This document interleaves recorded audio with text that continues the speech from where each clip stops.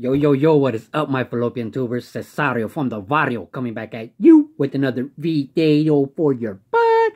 And check it out, today is going to be a 200 subs contest for nostalgic about baseball, man.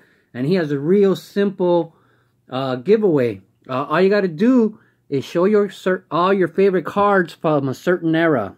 And this is giving you a clue. You know what era I'm talking about? That's right, baby. My favorite era, the classic years of baseball cards, collecting, the 80s. So he wants to show your favorite 80s cards, which is right on my alley because that's my favorite decade of collecting. So let me show you my first card from the 80s. So my favorite card from 1980 is Rickey Henderson. This is one card that I have. I also have one in my binder, and I also carry this slab of Rickey Henderson in a PSA 8. In 1980 was Topps was the only card producer making cards in 1980, and then in the next year, that's when we got introduced to Donruss and Fleer. Here's the 81 Donruss, and here's the 81 Fleer. But my favorite card comes from Topps, the 81 Topps Kirk Gibson. And if you're wondering what the prices are on these cards in 1991, well, let's have a look-see. The complete set of 1980 Topps in 1991 was $280 raw. And the Rickey Henderson rookie card by itself was $180. Man, too bad I can't focus. Hocus pocus. $185. The 81 Donruss was $55. The 81 Fleer was $55, and the 81 Topps was king at $110 with that Kirk Gibson commanding $7. Now, Kirk Gibson wasn't the greatest player, but he was the greatest teammate. You had 82 Donruss coming in, commanding a price of $55. The 82 Fleer coming in, commanding $55. And 82 Topps coming in at $100. But my favorite card from 1982 didn't come from either of these sets. It was the 82 Topps traded. Okay?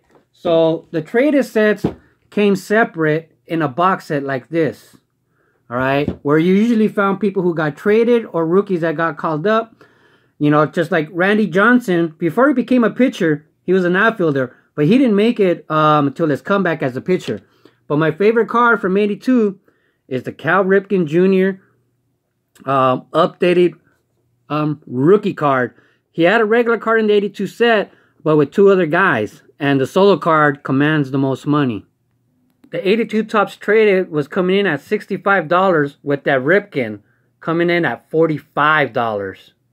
The next year, 83 Donruss was commanding $110. And this is what that one looked like. We had 83 Fleer commanding $110, and we had 83 Topps, the king again. Topps was usually the king in the 80s at $140. But again, my favorite card from 83 did not come from either of these sets. Came from the 83 Topps traded. So once again, this came from a box set. Okay? The 83 Topps traded that I'm talking about is number 108T of Darryl Strawberry. Man, he was my favorite player, you know, in the 80s, the mid-80s, and all through Little League. The Tower of Power, man. Darryl Strawberry. And let's see what he was commanding in 1991. So, a Darryl Strawberry rookie back then was 100 bolas. Ciao! So then we had 84 Donruss the next year, commanding $375. 84 Fleer was commanding $210 with Topps coming in at $110. Suddenly, Topps wasn't the king anymore. So my favorite card in 1984 was, you guessed it, the 84 Donruss Don Mattingly rookie card. When I got this card, man, I used to take it to work, slept with it under my pillow, man. And this was only a couple years ago. Alright, I was in my 40s before I saw this card and bought it. Favorite card from 84, hands down. So Topps did make a traded series in 84, which was top knot 105. But Fleer, with their update, They were at 150, with the Rocket commanding 180. Doc Gooden commanding 110. We got Kirby Puckett commanding 175. These Pookie cards were something new and we're catching on. So the next year we got 85 Donruss. That one was coming in at $180. 85 Fleer at $165. And 85 Topps was coming in at $105. So while 85 is loaded with rookies, my favorite rookie, which is probably another Pookie card, you know, a pre-rookie, is the 85 Olympic card, Mark McGwire. You know, just because this was before he made it to the majors and he was on the Olympic team. You know, these are basically kind of like inserts. The Mark McGwire Topps 85 401. The updates didn't catch any hot rookies, and the Fleer was at 25, and the Topps traded was only at 24. Vince Coleman was commanding the highest prices from these box sets, but nowadays he's not as recognized as he would have been back then. The 86 Donruss was commanding $190. We had the 86 Fleer commanding $135. And then we had, hold on for the Topps. And then the 86 Topps was only commanding $42, man. Half the price, less than half the price of the other card producers. It was really taking a downfall with this. Even though I actually liked the 86 because it reminded me of the 64 Topps. Pete Rose was one of the biggest names in my head back in those days. And so look at the similarities in the cards. You know, they kind of look the same. So 86 always reminded me of this Pete Rose card. So my favorite card from 86 is a no-brainer. The Jose Canseco 1986 rated rookie. Something about that rated rookie, man. I've seen people who have that tatted on their body, have a tattoo of the rated rookie. I think it's so cool. But this is my favorite card from 86. No brainer. And so by 1986, Donruss joined the box set with the 86 Donruss rookies. The 86 Fleer update was not outcompeting the Donruss rookies, as the Fleer update was at 35, with the 86 Donruss rookies was at 55. And the 86 Topps traded was only at 32, but still my favorite box set of all time. So we move on to 1987 Donruss, commanding $85. And then the 87 Fleer, man, a beauty of a set, was commanding $115.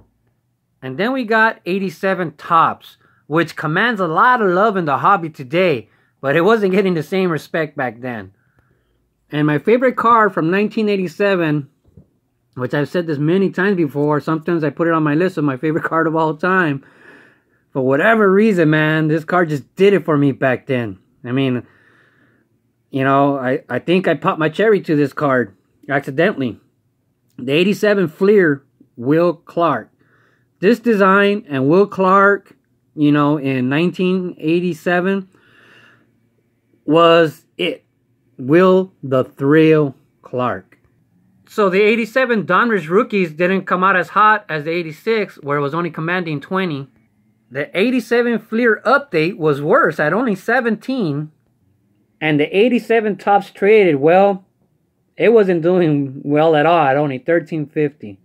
So then we reached the time where baseball cards were so popular, I mean, they were just getting overproduced. So the set of 86 Donruss was only $24. The 88 Fleer, man, which I absolutely love, was only at $42. Hey, we had a new kid on the block at $24 the 88 score set, which I remember finding all the time at the KB toy stores. The 88 Topps was only commanding $23. But there was another new kid on the block, which was the 1989 Bowman.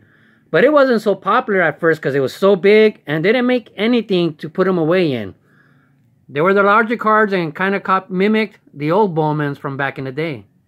And I'm not sure that there's going to be too many people who probably share the same thought of their favorite 1988 card. But my favorite 1988 card was Greg Jeffries. A lot of people liked his rated rookie, his other cards from 1988. But my favorite was always the score. It wasn't as valuable sometimes, but the word prospect, this was the first time I actually remember seeing the word prospect on a card. And Greg Jeffrey was like the pioneer of the prospecting era, you know. And he bombed. But how can you go wrong prospecting this guy? He batted .500 his first year in the majors. So the 88 Donruss rookie box set was only $12.50. The 88 Fleer update was only $13.50. And 88 Score Traded, the new kid on the block, blew them all away with their traded set, with cards of Mark Grace and Roberto Alomar. The 88 Topps Traded didn't do so bad at 23. So the last and final year guy, the 89 Donruss, was at $23. The 89 Fleer was commanding $28. The 89 Score, $24. And then 89 Topps coming in with $24. Hey, I think that guy's like Dwight Gooden's cousin or something. And then another new kid on the block, Upper Deck, which was actually just a regular LCS. Upper Deck used to be a regular baseball card shop. And once they, when they were hiring the people to sign autographs, when they were doing events at their card shop, they got some of the baseball players to invest on making better cards with a hologram to prevent counterfeiting, which was becoming a big problem. The 90 Bowman, only $19. It was rough for Bowman. But I think the 89 should be easy to guess which my favorite card from 89 is. Bam! Boom! There's the flavor! 1989 Upper Deck Ken Griffey Jr. Card number 1. Sweet! Love the hobby, people. Keep collecting baseball cards forever, I said. Oh, let me tell you about those update series. So the 89 Donruss rookie is only $18. The 89 Fleer update was only $15.50. The Score Traded was only $12.50. Topps Traded was $11. And Upper Deck Extended was only $18. So for people who don't understand how great it was to be a collector, check this out. You know what this is? This is all the card shows in California in June. Okay? Look at it. There was an endless amount of card shows, man. The industry was so huge. This is still California. It's 4 pages of card shows in California. It was insane. And every single one of these card shows, there could be 10 in one day. All of them were packed. Look at the stars at these card shows. And look at their prices. Alright? Stan Musial, Phil Rizzuto, Willie Stargell, man. Sicko. So what if you lived in New Jersey? Well, these were all the card shows available to you. What if you lived in New York? Look at all the card shows available to you, New York. I mean, this was sick, man. That was the greatest time to be alive as a baseball card collector, man.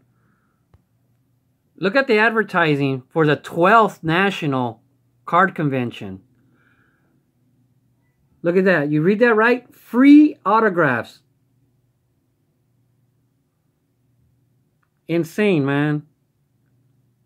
It'll never be as great as it was back then. But anyways, it's enough bragging about the awesome 80s.